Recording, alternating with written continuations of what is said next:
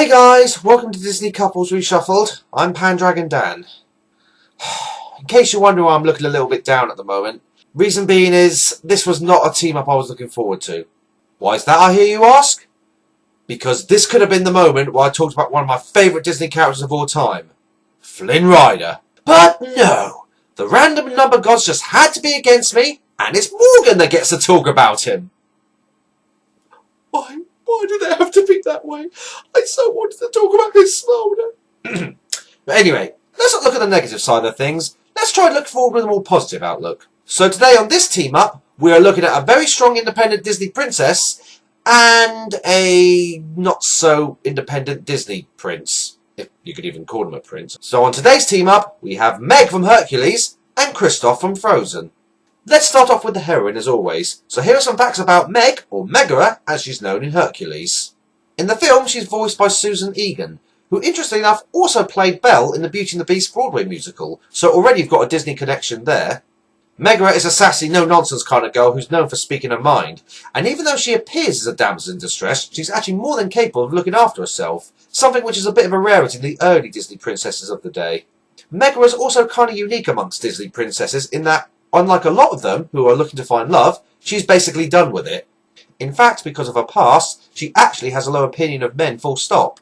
The reason for that is, in her past, she sacrificed her soul to Hades in order to save her boyfriend, who then went and cheated on her. So basically, thanks to him, she's now stuck with Hades. Boy, what a jerk. I mean, seriously, how can you turn down someone like that? So as Hades' servant, and I kind of use the term loosely because even though she is owned by him, she never really shows him any respect. Hades uses Meg as a honey trap for Hercules, trying to find his weakness. But it actually kind of backfires as Meg's able to find love again. And in fact, at one point, she even sacrifices herself to save Hercules. So I guess you could say that Hades is kind of like a matchmaker in this situation, albeit not intentionally. So like a lot of heroines in Disney, Meg does eventually find love. But in my eyes, I actually don't think she needs a partner. I mean, she's proven to be a strong, independent woman on her own. In fact, one could argue she is like the original Elsa, in that she doesn't need a man to look after her. Until she finds a man to look after her. So, actually, I guess she's not like Elsa at all. Well, that backfired. Okay, for facts about Meg, I've looked to Greek mythology, and I'll just say this now, I apologise if I get any of these names wrong, because my Greek pronunciation is not that great. So Megara is based on the same character from Greek legend, but there are notable deviations from her in the original Greek mythology character. For example, in the original mythology, Megara is the daughter of King Creon, who was the king of Thebes. In this version, Creon actually offered her to Hercules as a thank you for defending Thebes. She also had two children, a boy and a girl, but they were all killed by Hercules in a fit of madness. I'd say that's too dark for Disney, but then again, Hunchback of Notre Dame. This was the reason why Hercules performed the 12 labours, because he was so wrapped by guilt for what he did, he wanted to try and redeem himself in some way. Anyway, going back to the Disney Megara. Now, her shapely body, according to Ken Duncan, the guy who designed her, was based on the shapes found on Greek vases, especially in the case of her hair. There are obviously quite a few other Greek mythology-based facts I could talk about Megara, but frankly, I think that would be too much information for just one video. But, like anything, if she gets through, I'll be sure to tell you guys some more stuff about that. In the meantime, let's look at her partner, the quote-unquote hero of Disney's best-selling film of all time, Kristoff. Guys, I'm just going to level with you here, and I apologise if this offends a few Frozen fans, but I was never really a big fan of Kristoff. I mean, seriously, what does he actually do in that film apart from take Anna from point A to point B and point C? In my eyes, he's little more than just a taxi service for her, and he could have been cut out from the film and it would have been just as good, if not better. But, in the spirit of this competition, I do have to tell you guys why these two make a great couple, so I'll do my best and try to find some good facts about him. The first fact I have about him is his voice actor, Jonathan Groff, is a Tony Award-winning actor, and he's actually worked alongside Idina Menzel, aka Elsa, in the TV series Glee, so that's actually quite nice that he got to work with someone he knew already. In the film Frozen, he's an ice harbinger that sells ice, because apparently Arendelle has an ice shortage? He's a loner that travels with his companion Elks called Sven. And yes, I will agree, Sven is awesome. But when he meets Anna for the first time, she basically forces him to take her to Elsa, destroying his sled in the process.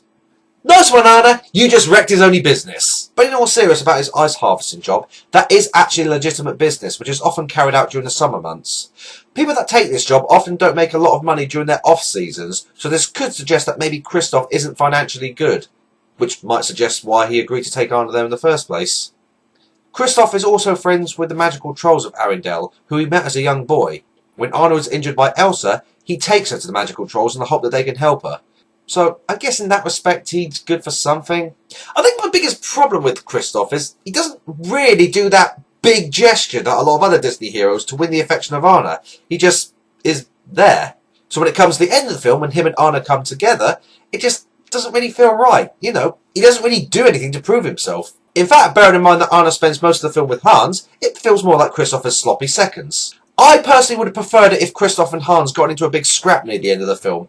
At least he would have tried to do something then. His second name, although not mentioned in the film, is apparently Bjorgman, which in Scandinavian means hope or salvation. Oh, the irony. So, here's the big question. Why would Meg and Kristoff make a good couple? Here's the thing. I actually think Meg would eat him alive. I mean, let's face it, Kristoff is way too passive and quiet for his own good, whereas Meg is actually more independent and free-willed. So, really? I'm not sure he'd last very long with her. That being said, Meg also was able to see the kind heart in Hercules, so if she's able to see past Kristoff's uselessness and see what a good person he is, they may just stand a chance. Maybe. So, do you think these guys will make a good couple? As always, it's your votes that will decide. We have links to the poll below, so get your votes in while you still can. Again, they won't be around for very long, so get them in quickly. And also make sure you check out Morgan's video. On her team, she has Snow White and Flynn Rider. Flynn Rider. Why? Why is one going to talk about him? Yeah, I know what you're probably thinking. Because she's got Flynn Rider, it's a done deal, so I might as well back out of this competition already, but you never know. Frozen was the best-selling Disney film of all time, so Kristoff's got to have some fans, right? Right? But anyway, see both videos, get your votes in, and don't forget to like and share this video. Also subscribe to our channel as well, because there's plenty more Disney couples reshuffled to come.